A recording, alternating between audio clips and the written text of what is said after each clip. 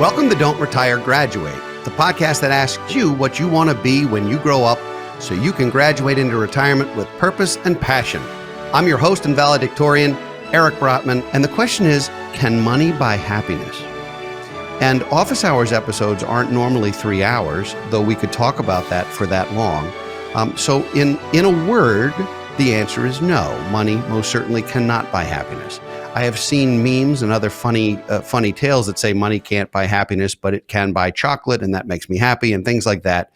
The reality is there's no linear relationship between money and happiness.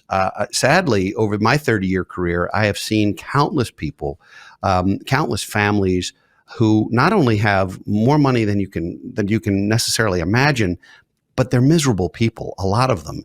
And unfortunately, that's not to say there aren't very happy, wealthy people. There certainly are.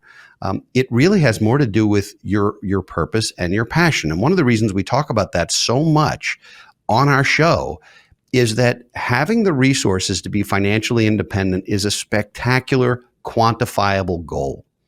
And it's great to hit financial independence to where work is optional and you have some freedom and flexibility and you can do the things you want to do.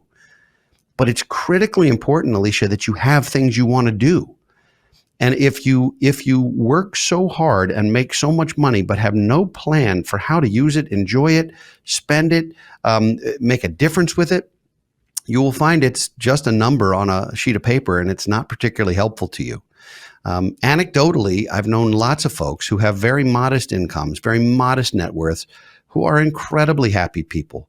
They have happy relationships and marriages and families and job situations. And there are certainly people on the other side of that coin who are living paycheck to paycheck, struggling and not happy. So I think we should dispel the myth that money buys happiness. It most certainly does not. Money is a tool. It is a tool that can make life easier in some ways. Unfortunately, it's also a tool that makes life more difficult in some ways. And you've heard it said, "Mo money, mo problems."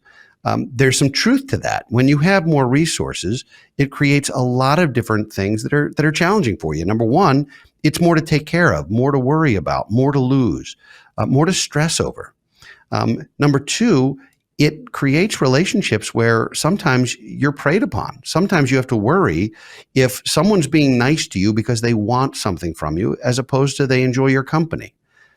It makes going into a marriage more difficult because if one party or the other is wealthy, there's always that creeping sense in the back of your mind that, is this person doing it for the money? And do we need to talk about really romantic things like prenuptial agreements? And so I do believe that setting goals for yourself for financial independence are worthwhile. I do not think that will make you a happier person. I think it makes you more flexible. I think it gives you more opportunities in some ways, but you have to innately have the reason to get out of bed every morning and the reason to be enthusiastic about your day, your week, your life, your home, your family, your job, whatever it is that's important to you. That is so much more important than having a big balance on your statement. It's been said that he who dies with the most toys wins. And I don't think that's true. I've never thought that's true. I think he who dies with the most toys still dies and may not have played with them all. And it's very sad. And so for those couples and individuals and families who have amassed wealth, but don't take the trip, don't do the vacation, don't make the donation that's important to them, and you're not doing the things that bring you joy, you will be a very wealthy, very unhappy human. And it's just simply not worth it. So I don't think money is the root of all evil. I don't think it causes unhappiness. I also don't think it allows you to buy happiness. So Alicia, I hope I helped you. We could talk for hours about this. And sometime I hope I'll get an opportunity to do a full show on this because I really do think it's powerful. The things that make people happy are not the same things that make people wealthy. And there is no relationship between the two that I have ever seen in behavioral finance or psychology or any place else. So in a word, the answer is no. Thank you so much, Alicia, for your question. If you'd like to send us a question, which we might answer in a future episode of Office Hours, please post it on our Facebook page or tweet us at Brotman Planning.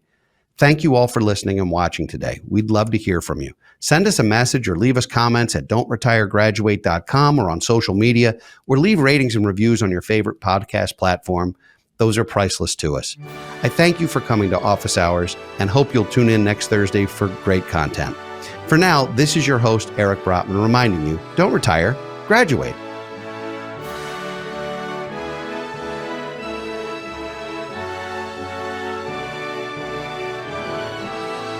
Securities offered through Kestra Investment Services, LLC, Kestra IS, member FINRA SIPC. Investment advisory services offered through Kestra Advisory Services, LLC, Kestra AS, an affiliate of Kestra IS. Kestra IS or Kestra AS are not affiliated with Brotman Financial or any other entity discussed.